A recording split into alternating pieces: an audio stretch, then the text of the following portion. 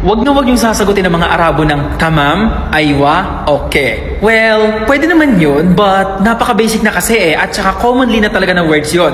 Now, tuturuan ko kayo ng mga words na napaka-polite at respectful at napakagandang pakinggan sa kanilang mga tenga. Pag inutusan kayo ng mga amo yung mga Arabo at yung utos nila is urgent or kailangan nyong gawin at kaya nyo namang gawin yon, ang isasagot nyo sa kanila, number 1. Kung lalaki yung mag-uutos sa inyo, ang isasagot nyo is abshir, abshir. Kung babae yung mag-uutos sa inyo, ang isasagot nyo is abshiri, abshiri. Ang ibig sabihin nun is as soon as possible. As soon as possible. Yun yung ibig sabihin nun. Napaka-polite nun, napaka-respectful at napakaganda pakinggan sa tenga. Pangalawang option, ang isasagot nyo sa kanila, babae man or malalaking amo, ang isasagot nyo is min ayuni, min ayuni. Minayuni.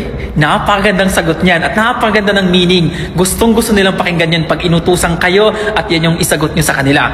Minayuni ya baba. Minayuni ya madam. Ang ibig sabihin nun, from my eyes or maging sa aking mga mata, susundin ko ang utos mo. Ganon. Ang last na word na ituturo ko sa inyo, isa sa pinakamagandang words na isagot kapag inutusan kayo.